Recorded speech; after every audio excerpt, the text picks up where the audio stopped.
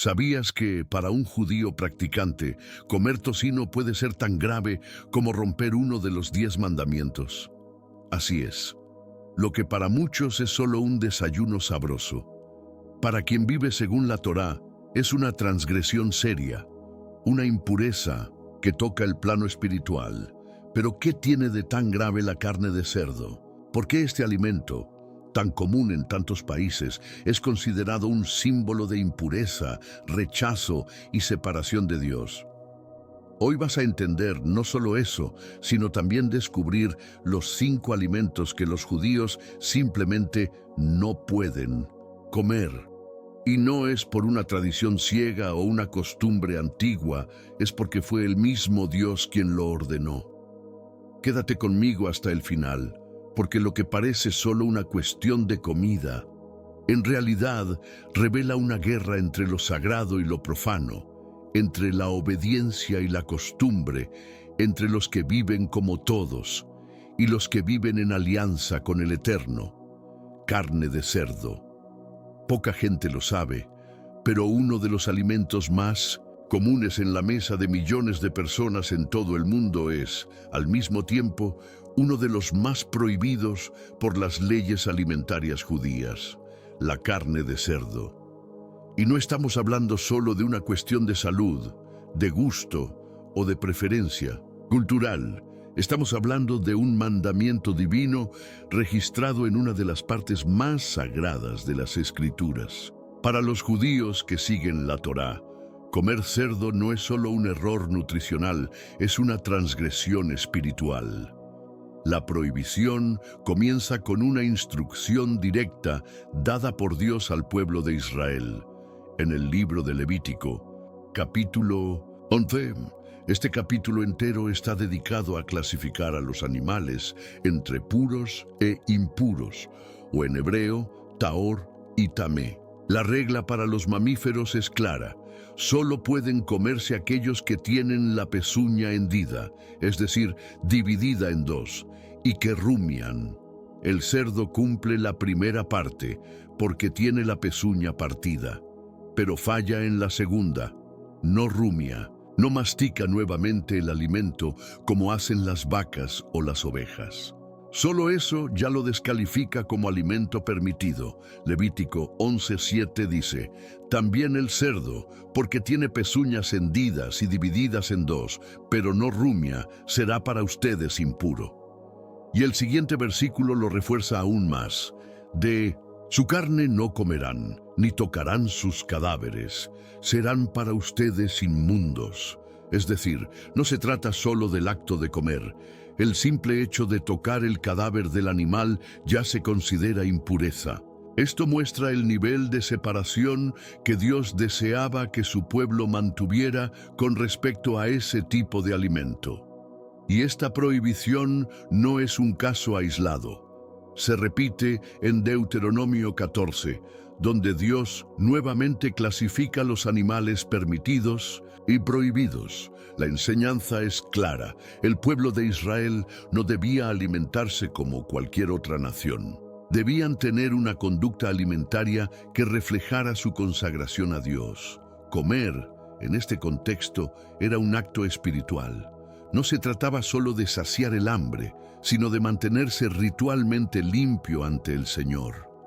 Ahora, piensa conmigo, ¿por qué Dios prohibiría el cerdo? Él creó ese animal, sabe exactamente cómo funciona. Entonces, ¿por qué decir no lo coman? Existen muchas teorías. Algunos estudiosos argumentan que el cerdo era común en los cultos paganos de las naciones vecinas, como los filisteos y los cananeos. Comer cerdo podía ser visto como participar, aunque sea indirectamente, en prácticas idolátricas. Otros señalan cuestiones de higiene. El cerdo, en tiempos antiguos, era un animal asociado con suciedad, enfermedades y parásitos. Representaba un riesgo para la salud, pero la verdad más profunda va más allá. Dios no explica el motivo con detalles, simplemente lo ordena. Y aquí está uno de los principios más importantes de la fe judía: obedecer a Dios aun cuando no se comprende completamente el porqué. Eso es fe. Eso es reverencia, eso es sumisión, y esa reverencia se traduce en prácticas concretas.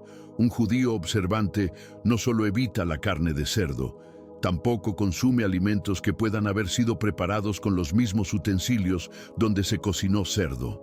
En muchos hogares judíos, los cubiertos, platos y ollas están divididos entre carne y lácteos, y cualquier objeto que haya tenido contacto con cerdo se considera contaminado. Se lo toman en serio. Es una cuestión de santidad, incluso entre judíos seculares que no siguen todas las leyes de la Torá. La carne de cerdo todavía genera cierto rechazo. Muchos no la consumen por respeto a la tradición, a su identidad como pueblo. Es un símbolo de pertenencia. Y mira qué curioso.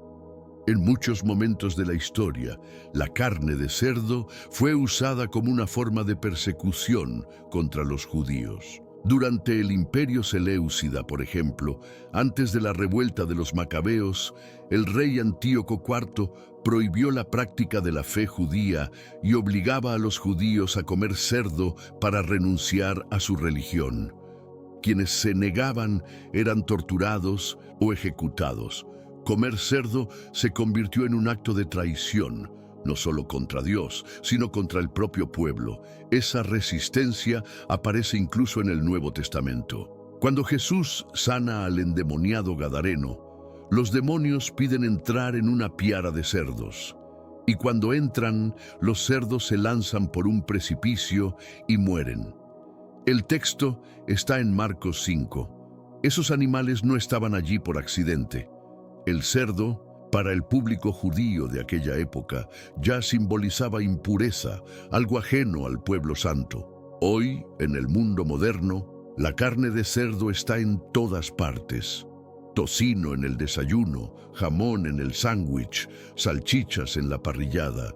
Pero, para el judío que honra su alianza con el Eterno, ninguna de esas opciones es aceptable. Mira ese alimento y recuerda, mi cuerpo es un santuario, mi boca es un altar, y lo que como debe agradar a Dios. Por eso, incluso de viaje, en fiestas o en compromisos sociales, un judío kosher jamás hace excepciones.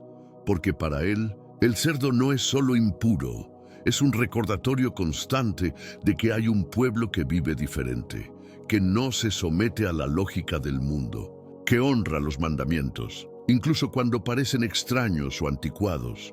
Y la pregunta que queda es, ¿tenemos nosotros ese mismo celo por las cosas que Dios considera importantes? ¿Estamos dispuestos a decir no a lo que es popular, agradable o conveniente solo por honrar un principio que quizás ni entendemos del todo? Porque eso fue exactamente lo que hizo el pueblo de Dios por siglos, empezando con una simple decisión: en mi casa el cerdo no entra. Mariscos y frutos. Del mar. Si hay algo que fascina el paladar de muchas personas en el mundo, es un buen plato de mariscos. Una paella bien servida, camarones empanizados, una langosta con mantequilla o incluso una porción de ostras frescas frente al mar. Pero lo que para muchos es un manjar, para el pueblo judío que sigue la Torá está completamente prohibido.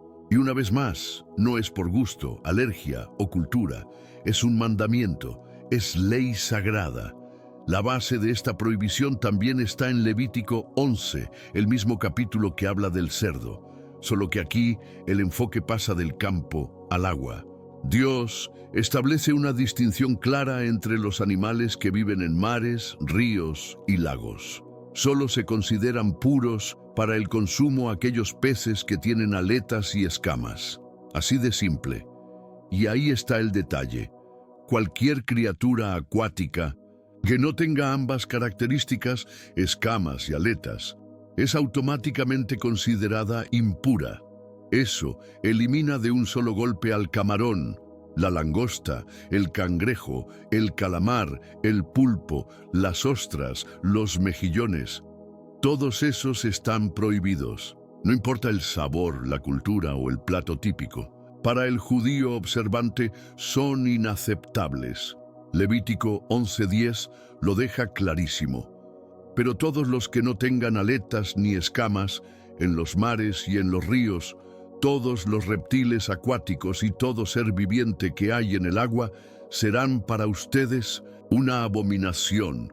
Y fíjate en el peso de esa palabra, abominación. No es solo una advertencia, es un rechazo absoluto. Dios está diciendo, no quiero que ni los toquen, no tienen lugar entre mi pueblo. La Torá refuerza incluso que sus cadáveres deben considerarse repulsivos. ¿Pero por qué? Mucha gente se hace esta pregunta. ¿Por qué Dios crearía estos animales? Y luego le diría a su pueblo, no los coman. Algunos estudiosos sugieren que como estos animales marinos viven en el fondo y se alimentan de restos o desechos, eran considerados impuros por asociación con la muerte y la suciedad. El camarón, por ejemplo, es un necrófago natural. Limpia los restos de otros seres. El pulpo, aunque sea muy inteligente, no tiene escamas. Y las ostras y mejillones filtran impurezas del agua. Literalmente se alimentan de lo que está en descomposición. Pero una vez más, la lógica de Dios va más allá de la biología. Lo que está en juego no es solo la higiene, es la separación, la consagración. Dios estaba formando un pueblo que viviera diferente, que comiera diferente, que se comportara diferente. Y la comida era una de las primeras líneas de esa frontera espiritual. Ahora imagina lo que eso significaba en una cultura donde el mar era fuente de sustento. El pueblo de Israel estaba rodeado de pueblos costeros, fenicios, filisteos, egipcios, todos acostumbrados a los mariscos. Comerlos era común, cotidiano, pero Dios dijo, no, ustedes no son como ellos, ustedes son míos. Y eso sigue vigente hoy. En cualquier restaurante del mundo, un judío que guarda la ley kosher evitará el menú de mariscos. No importa si la langosta es la más cara, no importa si el sushi tiene pulpo o camarón. Si no tiene aletas y escamas, está descartado. Incluso, muchos judíos preguntan al mesero o al chef cómo fue preparado el pescado.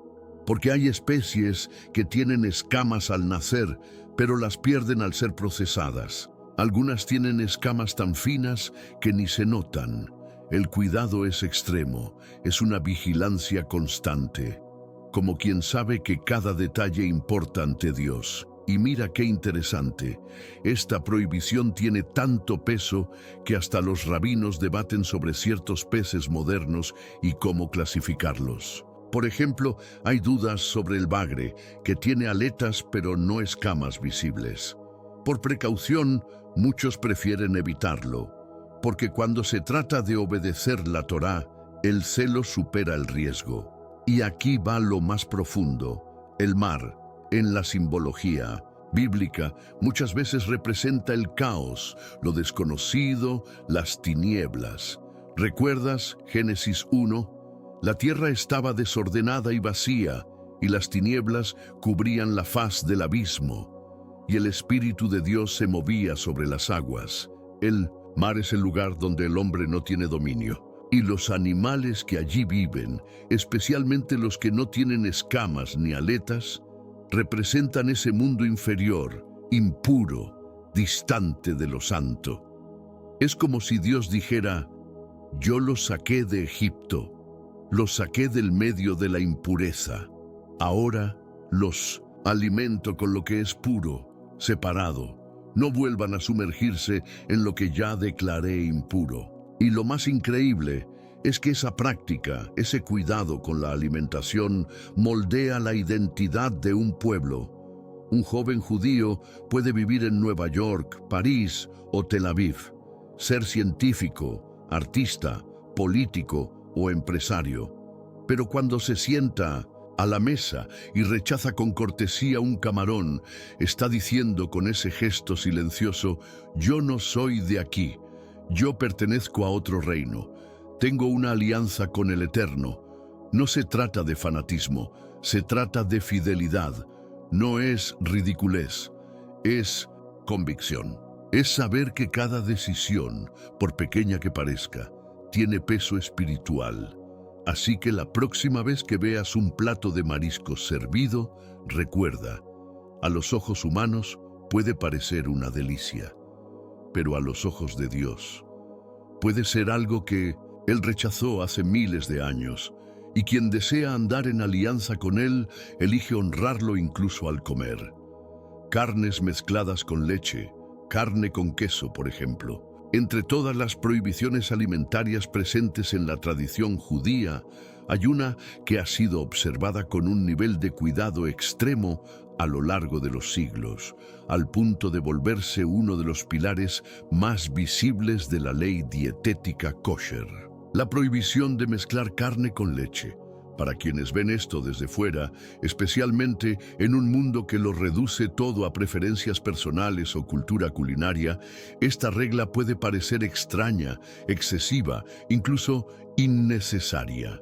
Después de todo, ¿qué daño puede haber en poner una rebanada de queso derretido sobre una hamburguesa jugosa? ¿Qué mal podría tener una lasaña bien gratinada o un pollo bañado en salsa blanca? A los ojos del mundo, es comida. A los ojos de Dios es una mezcla espiritual inaceptable, porque esto no se trata solo de lo que hay en el plato, sino de lo que representa delante del cielo. El origen de esta prohibición se encuentra en una declaración misteriosa, pero repetida 3 veces en la Torá. No cocerás el cabrito en la leche de su madre. Éxodo 23:19, Éxodo 34:26, Deuteronomio 14:21. A primera vista puede parecer una instrucción limitada a un caso específico, pero en el pensamiento rabínico, cuando Dios repite algo 3 veces en su palabra, es porque hay un peso eterno en esa orden. Una sola mención ya sería suficiente para establecer un mandamiento, pero cuando el Creador lo repite en distintos contextos, está dejando algo inconfundible. Esto no es detalle, esto es frontera, esto es una línea que no deben cruzar, jamás. Y aquí viene la gran pregunta que muchos se hacen: ¿por qué esta mezcla es tan problemática? ¿Por qué unir leche y carne es considerado una transgresión tan grave? Para comprenderlo, tenemos que ir más allá del plato. Hay que descender al núcleo espiritual del mandamiento. La leche, desde la perspectiva bíblica, representa la vida, la provisión divina, la misericordia y la maternidad. Es el primer alimento que recibe un ser humano al nacer. Es símbolo de ternura, de creación, de continuidad. Es la expresión de lo que alimenta y sostiene. En cambio, la carne es símbolo de lo opuesto: la muerte, el sacrificio, la pérdida, el final. Para que exista carne en el plato, un ser vivo tuvo que ser tomado, degollado, terminado. Por lo tanto, mezclar ambos elementos es unir lo que da vida con lo que representa la muerte. Y ese contraste, esa fusión antinatural, no solo es ilógica en el plano simbólico, es ofensiva para Dios. Es como si el Creador dijera: no profanen lo que es separado, no mezclen la ternura de la madre con el sacrificio de su cría, no combinen la fuente de la vida con la consecuencia de la caída. Porque al cocinar al cabrito en la leche de su propia madre, se distorsiona el orden sagrado de la creación. Se cancela la pureza del acto de alimentar, se invierte el propósito del diseño divino. Es una violación de la lógica espiritual que Dios implantó en el universo. Y la tradición rabínica fue más allá. Entendió que no se trataba solo de ese ejemplo específico, sino de un principio general de separación absoluta. Por eso, no solo está prohibido cocinar carne con leche, también está prohibido comer esa mezcla, beneficiarse económicamente de ella o incluso derivar provecho indirecto. En otras palabras, ni vender un sándwich con carne y queso, ni servirlo, ni disfrutar de lo que otros ganan con eso. Para un judío observante, esa mezcla está fuera de todo pacto con Dios. Este principio dio lugar a una de las prácticas más características del kashrut, la separación total entre utensilios de carne y utensilios de leche. En una cocina kosher no se comparten cuchillos, ollas, platos, vasos ni esponjas entre ambos. Se duplican los utensilios, se identifican, se guardan separados. Si un utensilio de carne entra en contacto con uno de leche caliente, ambos pueden considerarse impuros y ser descartados. No es obsesión, no es superstición, es reverencia, es obediencia. Es la conciencia de que incluso en la cocina se vive la santidad. Y no solo eso. Luego de comer carne, se espera un periodo de entre 3 y 6 horas antes de consumir cualquier derivado lácteo. Este intervalo varía entre comunidades, pero el propósito es el mismo: garantizar que no haya mezcla ni en el estómago, ni en la intención, ni en el espíritu. Es una práctica que recuerda al alma que la fidelidad no se limita a lo evidente, se demuestra en los detalles invisibles, y para quienes creen que esto se limita a la carne roja, vale aclarar: también el pollo, el pavo y cualquier ave son considerados carne. Así que un pollo con salsa blanca o un estofado con crema de leche son igualmente prohibidos, porque el principio no cambia. Vida y muerte no deben convivir en el mismo plato. Lo que nutre y lo que implica pérdida no pueden ser servidos juntos como si fueran compatibles. Este nivel de rigor puede parecer extremo a los ojos modernos, pero para el judío que vive en alianza con el Eterno, es un recordatorio diario de quién es y a quién pertenece. Es una forma constante de declarar que incluso su alimentación es una forma de adoración, de separación, de santidad práctica. La cocina se convierte en altar, la comida se transforma en liturgia, y el acto de comer deja de ser un simple placer, para volverse un testimonio vivo de fidelidad. Es como si existiera una línea espiritual invisible, pero absolutamente firme, entre estos dos elementos: la leche, que representa la misericordia, el sustento divino, la vida que fluye desde la maternidad, y la carne, que representa la muerte, el sacrificio, la ruptura del ciclo natural, la transitoriedad de la existencia caída. No son simplemente dos alimentos con orígenes distintos, son dos fuerzas simbólicas que caminan en direcciones opuestas. Mezclarlas en un solo plato no es simplemente un descuido culinario, es un choque de realidades espirituales que Dios nunca quiso que se cruzaran. Cocinar al cabrito en la leche de su propia madre, como lo describe la Torá, no solo es una práctica antigua, es una acción que borrar el sentido profundo de lo sagrado en el ciclo de la vida. Es tomar la sustancia que fue diseñada para dar vida y usarla para cocer aquello que representa la muerte. Es distorsionar el diseño original. Es como si se traicionara el amor maternal y se lo convirtiera en vehículo de destrucción. Para Dios, esto es una profanación simbólica grave, un acto que pisotea una estructura espiritual delicada y perfectamente diseñada. La tradición rabínica, con su sensibilidad para captar el peso de los mandamientos, no dejó este texto como una simple prohibición puntual. Lo interpretó con profundidad, comprendiendo que no se trataba de una receta específica, sino de un principio eterno. Por eso, no solo está prohibido cocinar carne con leche, también está prohibido comerla, servirla a otros o incluso beneficiarse económicamente de dicha combinación. Esto significa que para un judío observante, vender una hamburguesa con queso, aunque no la consuma, ya representa una transgresión, ya que estaría participando indirectamente de una mezcla que Dios llamó impura. Y aquí entra una de las reglas más meticulosas y sagradas del judaísmo kosher: la separación absoluta entre carne y lácteos, no solo en el plato, sino en toda la cocina. En los hogares judíos ortodoxos, esta división es visible, estricta y profundamente respetada. Existen dos juegos completamente separados de utensilios, uno para carne y otro para productos lácteos. Ollas, sartenes, platos, cuchillos, cucharas, tenedores, vasos, esponjas, incluso los escurridores de platos son duplicados. Cada elemento tiene su lugar, su función, su propósito, y uno jamás puede tocar al otro. Si por accidente un tenedor de carne toca un plato caliente con lácteos, ambos utensilios se consideran impuros y deben ser desechados o purificados según lo dicta la halajá. Suena extremo. A los ojos del mundo, tal vez.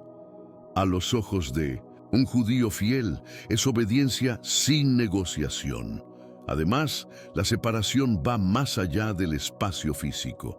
Después de comer carne, es costumbre esperar un periodo de entre 3 y 6 horas antes de consumir cualquier derivado lácteo. Este lapso no es arbitrario, es una expresión de conciencia espiritual. El tiempo exacto puede variar según la tradición, familiar o comunitaria, pero la intención es la misma: evitar cualquier posibilidad de que ambos alimentos se mezclen en el estómago o incluso en el pensamiento. Porque para quien ama a Dios, la pureza no es solo externa, es también interna, mental, emocional y simbólica. Y quizás ahora te estés preguntando, bueno, pero el pollo no es carne roja, ¿acaso eso también aplica? Y la respuesta es clara, inequívoca y fundamentada en la halajá. Sí, también aplica. En la ley judía no se hace distinción entre carnes rojas o blancas. Toda carne animal, sea de vaca, cordero, cabra, pollo o cualquier ave, es considerada carne a los efectos de la ley dietética. Por lo tanto, un pollo en salsa blanca, un estofado con crema de leche o un stroganoff con nata son igualmente prohibidos, porque el principio espiritual no cambia. Vida y muerte no deben convivir en el mismo plato. La ternura del alimento que nutre no debe ser usada jamás para cocinar lo que fue sacrificado. Dios no diseñó la vida para que sea cocinada en la fuente de su propia leche. Y esto, aunque parezca exagerado para la mente moderna, es una declaración profunda de identidad, reverencia y consagración. Porque cada vez que un judío dice no a una combinación que el mundo celebra como deliciosa, está diciendo sí al Dios que lo apartó para algo mayor. Y cada vez que alguien respeta ese mandamiento, aunque no lo entienda completamente, está adorando con su plato, con su cocina, con su disciplina diaria. Esta rigurosidad, a ojos del mundo moderno, puede parecer exagerada, innecesaria, incluso absurda. Muchos lo ven como una obsesión ritual, una cadena innecesaria que limita la libertad. Pero para el judío que toma en serio la Torá, para el que comprende el valor eterno de cada palabra dictada por el Eterno, esta regla es un recordatorio diario de santidad. Es una línea espiritual que se mantiene firme entre lo que Dios considera puro y lo que Él rechaza.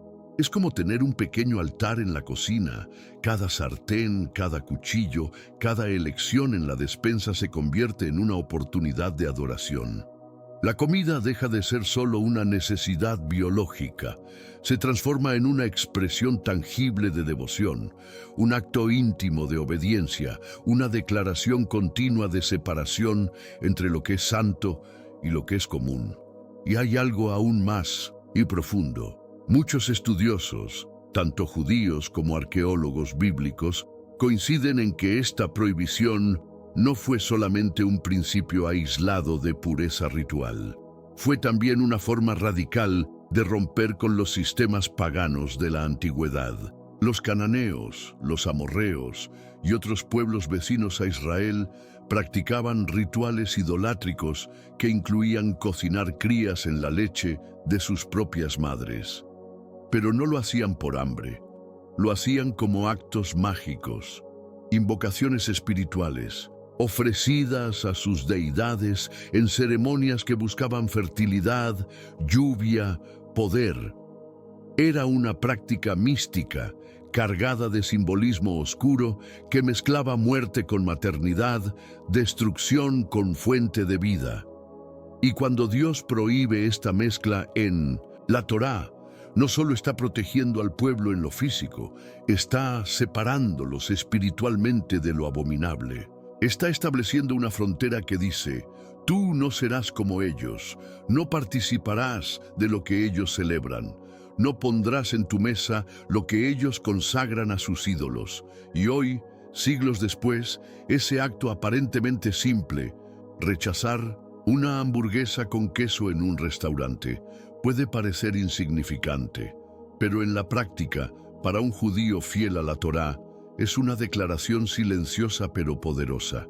Es una manera de decir: yo sirvo a un Dios que me llamó a vivir, diferente, incluso en lo que como, incluso en lo que rechazo. Es un pequeño no que lleva dentro un gigantesco sí a la santidad, y esa disciplina no solo afecta el plato, transforma el carácter, porque si una persona puede decir no a un deseo cotidiano, a algo sabroso, accesible, tentador, solo por agradar a Dios, está entrenando su alma para decir no a cosas mucho más peligrosas. Está fortaleciendo su voluntad. Está afinando su discernimiento, está cultivando un corazón que no se deja guiar por impulsos, sino por principios. Y aquí hay un detalle que a menudo pasa desapercibido, pero que tiene un peso simbólico gigantesco. El mandamiento no dice simplemente: no mezcles carne con leche. Dice específicamente: no cocerás al cabrito en la leche de su madre. ¿Y por qué esto importa tanto?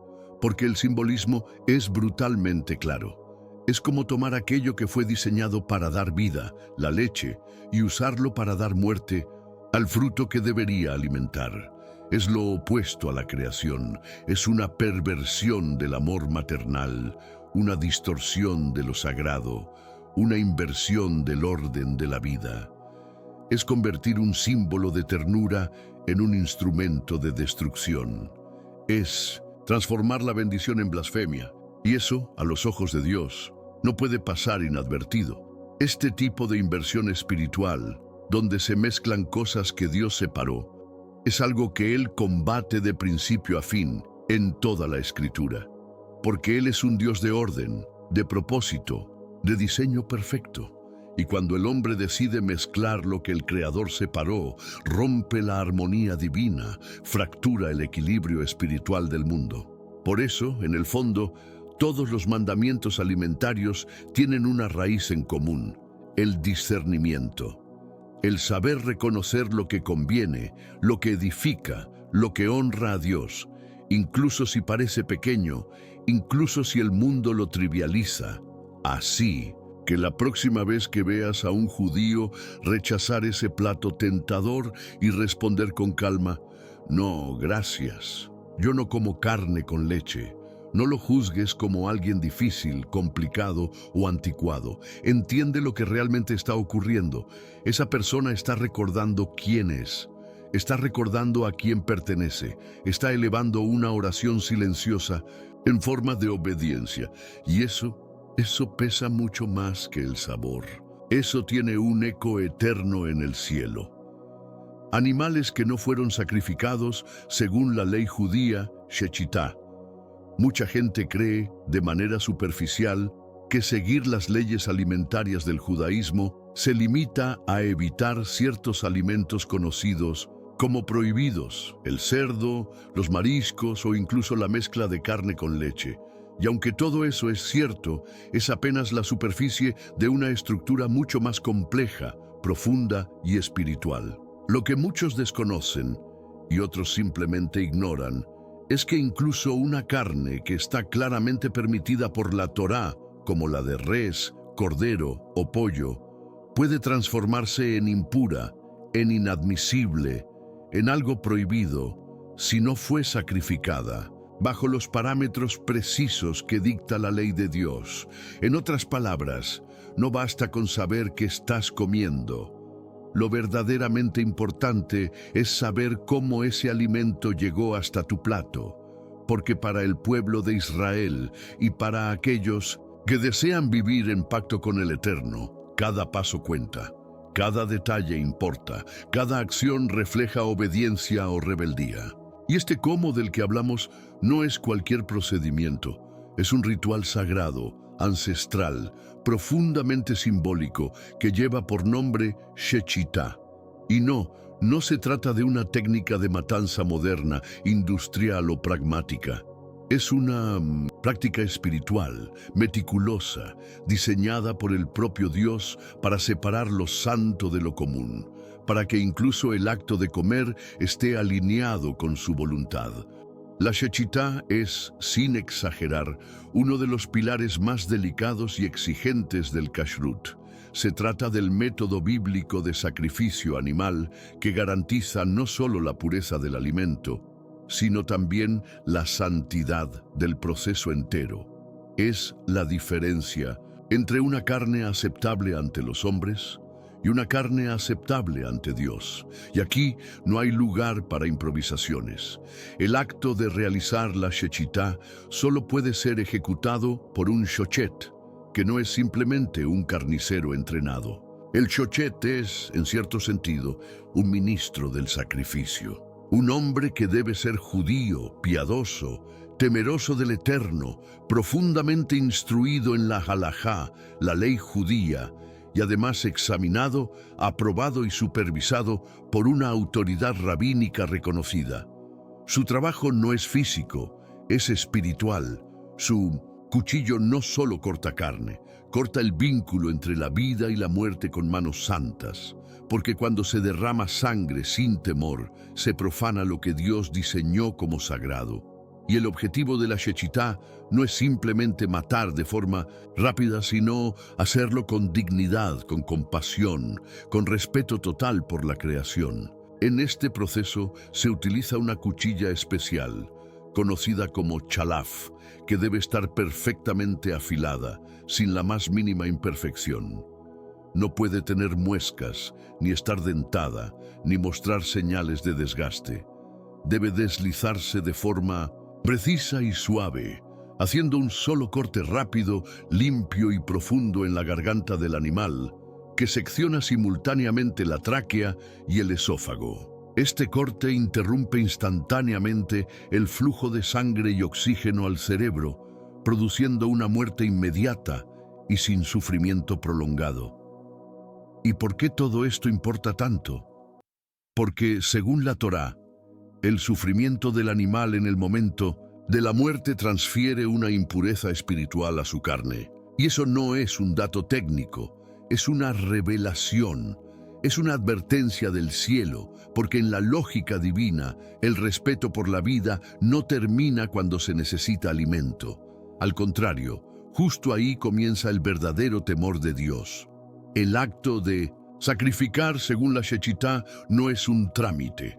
Es un acto de fe, de santidad, de rendición ante una voluntad que trasciende la lógica humana. En una sociedad donde la comida se produce en masa, donde los mataderos industriales matan miles de animales al día sin distinción, sin bendición, sin alma, el pueblo de Dios sigue siendo llamado a una forma distinta de comer. Una forma consciente, una forma consagrada, porque no basta con que la carne sea limpia en términos de especie. Tiene que haber pasado por un proceso de intención santa, tiene que haber sido sacrificada bajo supervisión rabínica y tiene que haber sido separada para Dios desde el primer momento hasta el último. De lo contrario, no es kosher, no es apta y no es alimento para el pueblo que fue llamado a ser diferente. La Torá nos enseña con una claridad impresionante que la sangre es la vida del ser viviente. Levítico 17:11. Esta afirmación no es solo una declaración biológica, sino una revelación espiritual profunda. La sangre representa el alma, la fuerza vital, el principio mismo de la existencia en el cuerpo. Por eso, para que la carne sea permitida para el consumo según las leyes de Dios, esa sangre debe ser completamente retirada del cuerpo del animal. No parcialmente, no a medias, totalmente. Y no por razones sanitarias, sino por una cuestión de respeto a lo sagrado. Comer carne con sangre es, en términos bíblicos, una violación directa de la alianza entre el pueblo y el Creador. Es tocar algo que Dios mismo apartó como inviolable. Por eso, incluso después del sacrificio, la carne debe pasar por un proceso especial, conocido como cacherización.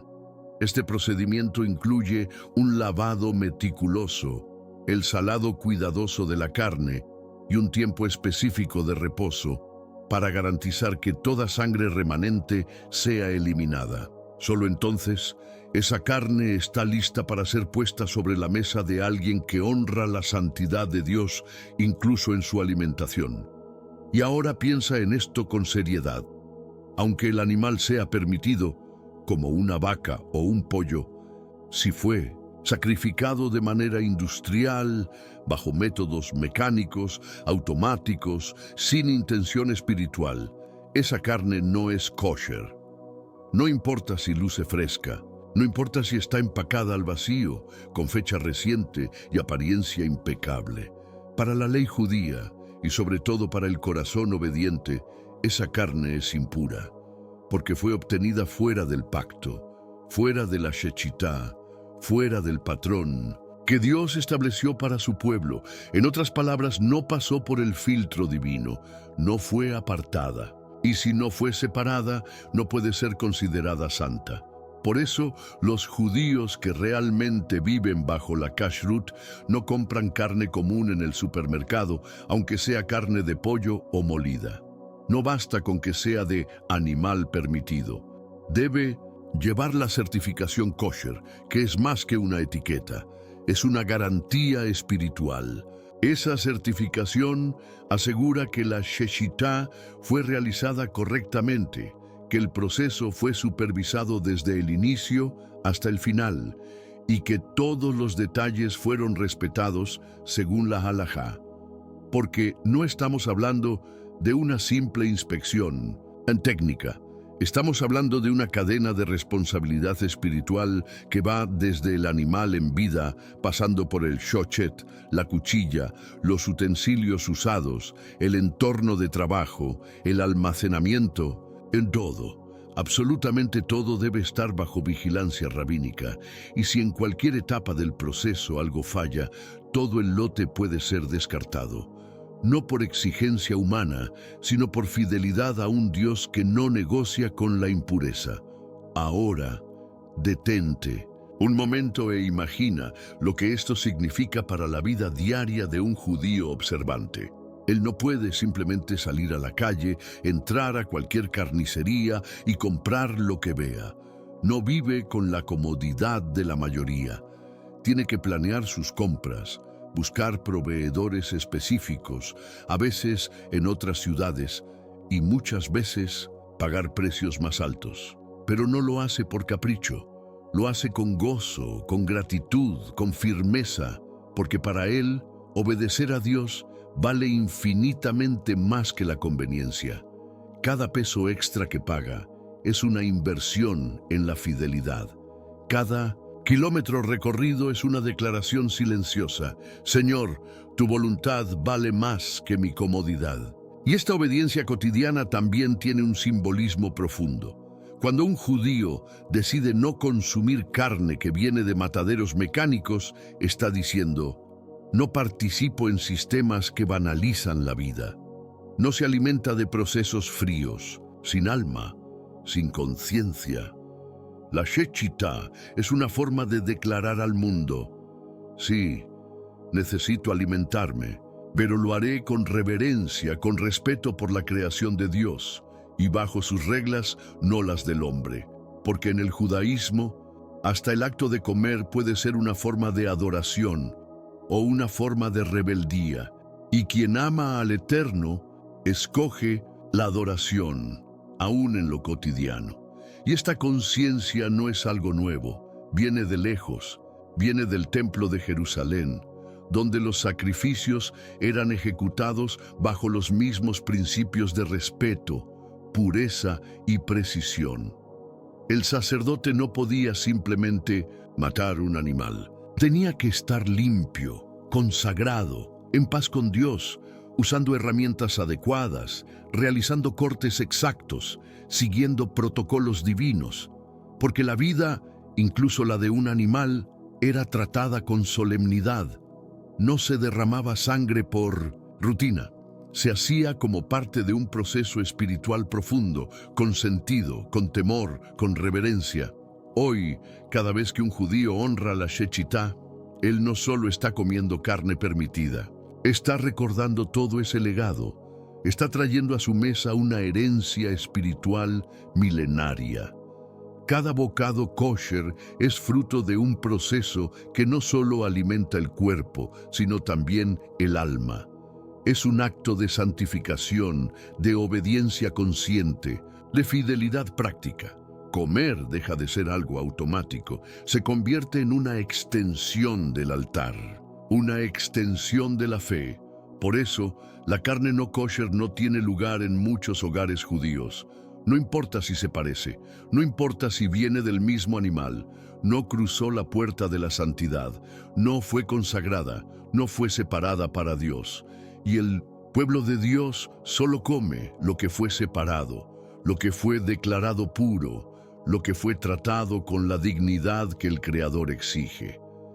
Y al final, el principio sigue siendo el mismo. Dios no quiere solo el corazón, quiere cada aspecto de nuestra vida, incluso lo que metemos en la boca. Porque cuando somos capaces de obedecer en los detalles más pequeños, como en un corte ritual, un proceso de salado o una certificación rabínica, mostramos que realmente estamos comprometidos con su pacto. Y eso alegra su corazón.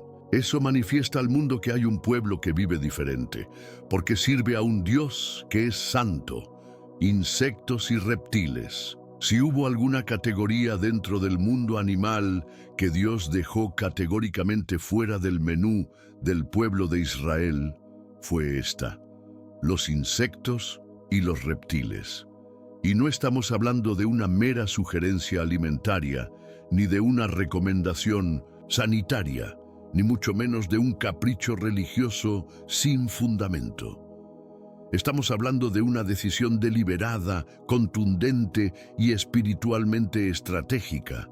Es una separación tajante que Dios estableció entre lo que es alimento santo y lo que debe ser rechazado como impuro, incluso repugnante. Y no es exageración afirmar que entre todas las prohibiciones alimentarias de la Torá, esta es, hasta hoy, una de las más visceralmente rechazadas por la lógica moderna. Porque seamos sinceros, la sola idea de comer una rata, una serpiente o una cucaracha provoca un rechazo inmediato. No es algo que disguste solo al paladar, también inquieta el alma. Pero lo más desconcertante, especialmente desde nuestra perspectiva actual, es que en el mundo antiguo esto era perfectamente normal. En muchas culturas antiguas, especialmente en las vecinas de Israel, como los egipcios, los cananeos, los babilonios y los fenicios, el consumo de insectos y reptiles no solo era aceptado, sino celebrado. No eran considerados impuros. Al contrario, eran parte activa de su vida espiritual, cultural y alimentaria. Estos animales no solo formaban parte del menú habitual, sino que también eran utilizados en rituales religiosos, en ofrendas idolátricas, y muchas veces eran vistos como símbolos de fertilidad, inmortalidad o poder oculto. El escarabajo, por ejemplo, era un ícono sagrado en el antiguo Egipto, mientras que la serpiente simbolizaba sabiduría mística y energía divina. Algunas de estas criaturas eran incluso consideradas manjares reservados para reyes o para celebraciones sagradas. Por eso, La respuesta de Dios no pudo ser más clara: prohibido, sin matices, sin espacio para ambigüedad, sin permiso para reinterpretar. Y lo que hace esta prohibición aún más contundente es el lenguaje espiritual que utiliza la Torá. En Levítico capítulo 11, Dios detalla una larga lista de animales que se arrastran sobre la tierra, y a todos ellos los llama con una palabra extremadamente fuerte: abominación. En hebreo el término es sheketz, una palabra cargada de peso, que no simplemente indica suciedad o desagrado, sino algo profundamente ofensivo, indigno, impuro a los ojos del Altísimo. No es solo que estos animales no deban comerse, es que su mera presencia en el ámbito de lo sagrado es inaceptable. En esa lista encontramos a las serpientes, lagartos, camaleones, ranas, ratas y cualquier criatura que se arrastra sobre el vientre, que se desliza por el polvo, que vive entre la basura, en la humedad, en la oscuridad. Son animales que por su misma naturaleza representan la degradación, el ocultamiento, la impureza espiritual. Criaturas que habitan espacios sombríos, asociados a la descomposición, al veneno, a lo oculto. Y desde la perspectiva divina, no la humana, nunca fueron creados para compartir la mesa con el pueblo santo. Su rol en la creación no es alimentar al ser humano, sino cumplir otras funciones ecológicas. Pero para Israel, un pueblo llamado a la pureza, a la luz, a lo elevado, alimentarse de lo que habita en las sombras era una contradicción directa con su identidad espiritual. Y aquí está el corazón del asunto. Dios no solo prohibió estos animales porque son insalubres o potencialmente dañinos, sino porque representan una inversión del orden espiritual. El pueblo de Dios no puede nutrirse de lo que representa lo caído, lo venenoso, lo oscuro, porque lo que uno come en la cosmovisión bíblica no solo afecta el cuerpo, afecta el alma. Alimentarse de lo que Dios llamó impuro es abrir puertas invisibles que conectan con realidades espirituales opuestas a su voluntad. Así que, cuando la Torá dice: no comerás de lo que se arrastra sobre la tierra, no está regulando una dieta, está protegiendo una identidad. Está diciendo: no vivas como las naciones, no te mezcles con lo que ellas veneran. Yo los saqué del Egipto físico. Ahora el Egipto espiritual debe salir de dentro de ustedes. Y eso comienza con lo que ponen sobre su mesa. Y si hablamos de los insectos, la Torá no solo mantiene la misma postura de rechazo que con los reptiles y roedores, sino que la eleva a un nivel aún más estricto y detallado. Todos los insectos, sin excepción, están prohibidos, salvo 4 tipos muy específicos de langostas que, y esto es clave, solo ciertos grupos judíos como los yemenitas o algunas comunidades del norte de África han logrado conservar la tradición ancestral necesaria para identificarlas correctamente. Sin ese linaje, sin esa cadena ininterrumpida de reconocimiento oral y comunitario, no se puede garantizar cuál es cuál y por lo tanto no se puede consumir ninguna. Para el resto del pueblo judío, la gran mayoría, la regla es sencilla, directa y absolutamente inquebrantable. No se come ningún insecto, ninguno. Punto final. Y no importa cuánto la sociedad moderna insista en lo contrario. No importa si en otras culturas los insectos son vistos como superalimentos, si se presentan como la solución al hambre global, si se venden como una alternativa ecológica, sostenible y futurista. Para quien se rige por la palabra de Dios, no hay argumento humano, científico o comercial que pueda anular lo que Él ya declaró como impuro. Porque para quien teme al Señor, no hay futuro en lo que Dios ya condenó en el pasado. La revelación eterna no se negocia con tendencias momentáneas.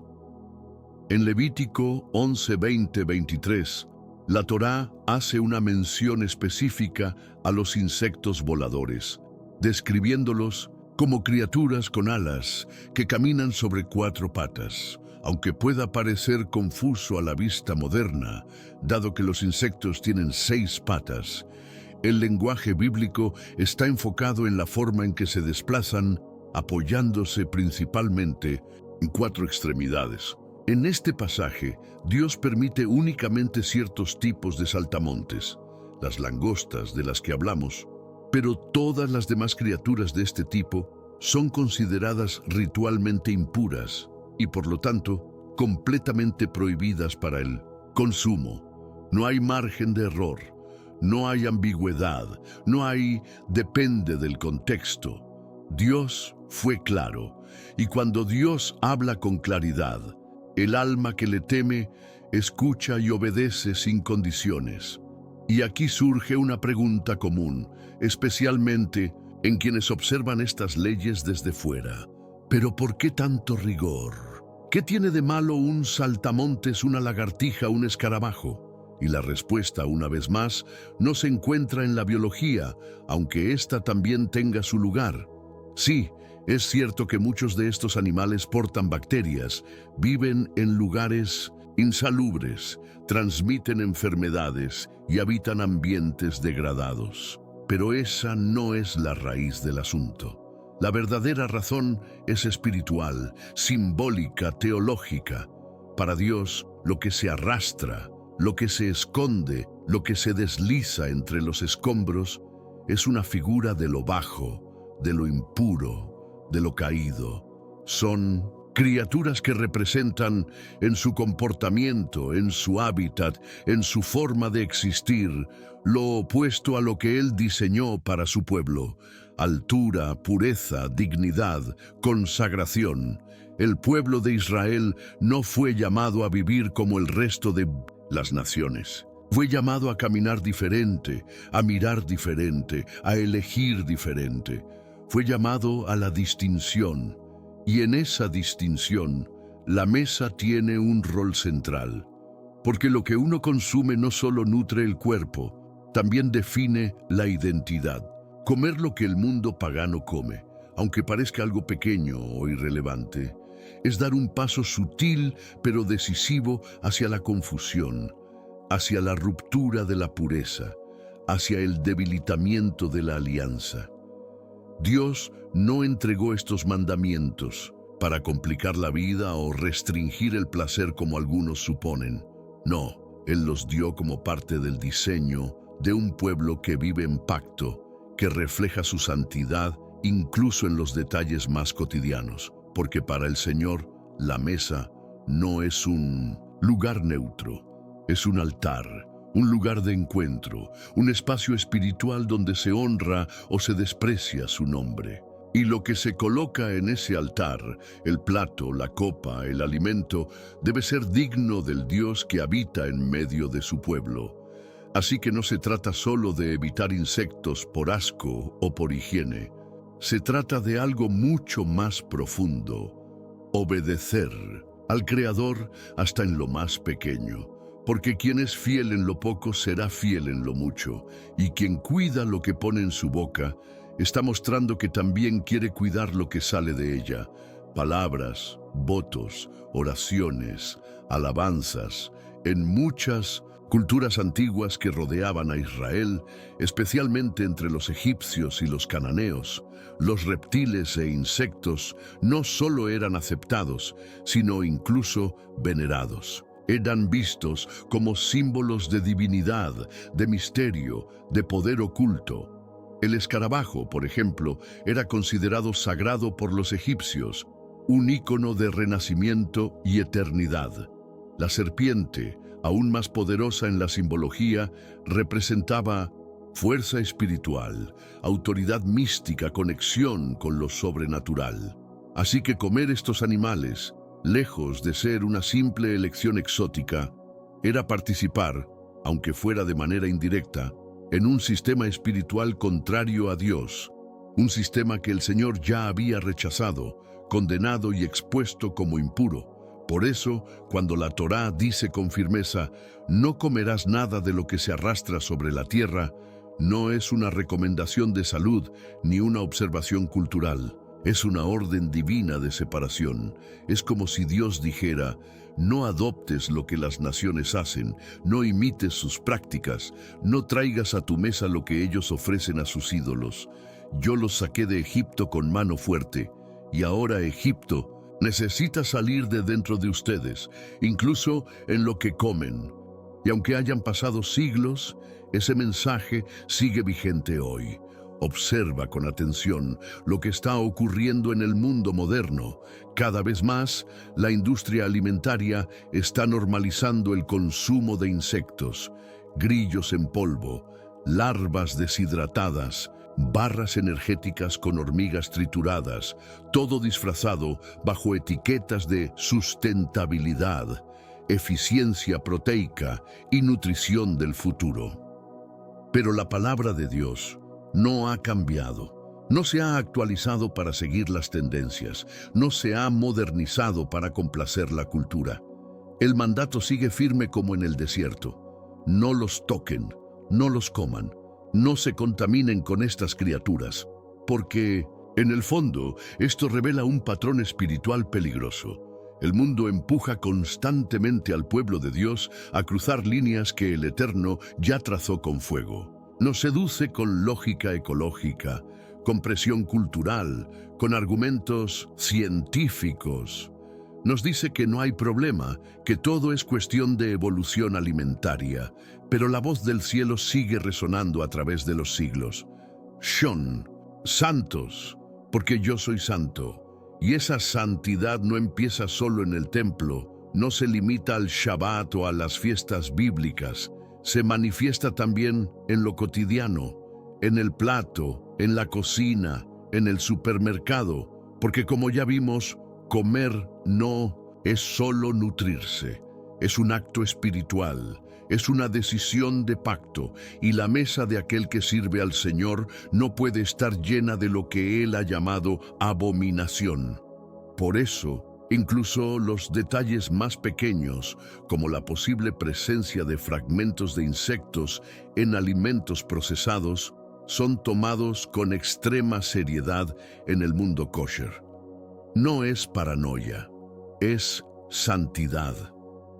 Los judíos observantes inspeccionan con cuidado cada grano, cada hoja, cada fruto seco, aplican métodos de limpieza específicos, usan filtros, coladores, luz especial, no por legalismo, sino porque la pureza espiritual comienza en los detalles que otros ignoran. Y no es exageración, es compromiso con un pacto eterno, un pacto que sigue definiendo quiénes somos, incluso en el siglo XXI.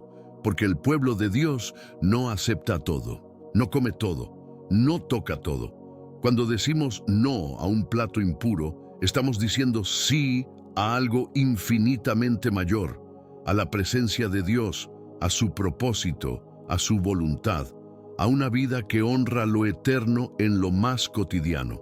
Y ahora que ya conoces estos 5 alimentos que los judíos no pueden comer, puede que te estés preguntando, ¿pero de verdad es necesario tanto rigor, tanta separación, tantos detalles?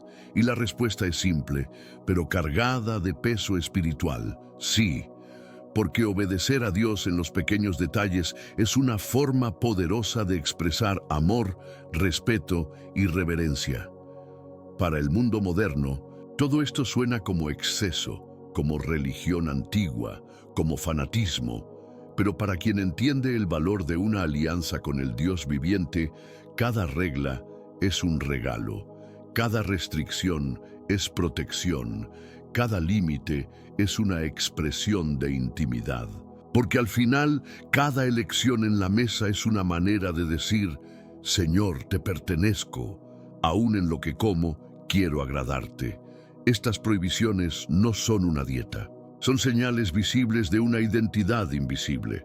Son parte del diseño de un pueblo distinto, apartado, consagrado. Un pueblo que no se guía por las modas, sino por la Torá.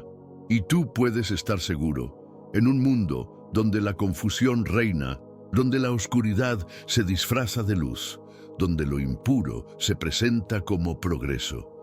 Vivir con discernimiento es un acto radical de resistencia espiritual. Por eso, más importante que memorizar una lista de lo que se puede o no comer, es entender el principio detrás de todo esto: separación, santidad, fidelidad. Porque no se trata solo de lo que entra por la boca, se trata de lo que eso revela sobre lo que ya vive en el corazón. Tal vez tú no seas judío, tal vez ni siquiera practiques la Torá, pero si amas a Dios, la lección permanece. Él todavía espera un pueblo que viva diferente, que piense diferente, que coma diferente, que diga no al mundo y sí al reino. Y si esta palabra tocó tu corazón, te invito a hacer algo sencillo pero con valor espiritual. Deja tu like ahora mismo, suscríbete al canal y activa la campanita.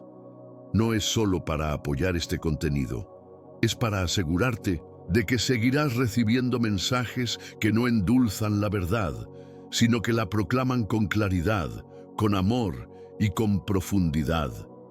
Y más aún, comparte este video con alguien que amas, con alguien que tal vez nunca imaginó que hasta lo que come puede ser una batalla espiritual.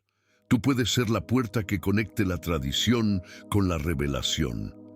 El punto donde la costumbre se convierte en conciencia, donde el conocimiento se transforma en santidad, porque sí, el reino de Dios empieza en la mesa, pero siempre termina en el corazón. Nos vemos en el próximo video, si el Eterno lo permite. Que el Señor te bendiga, te ilumine y te enseñe a elegir, incluso en el plato, lo que alegra su corazón. Shalom.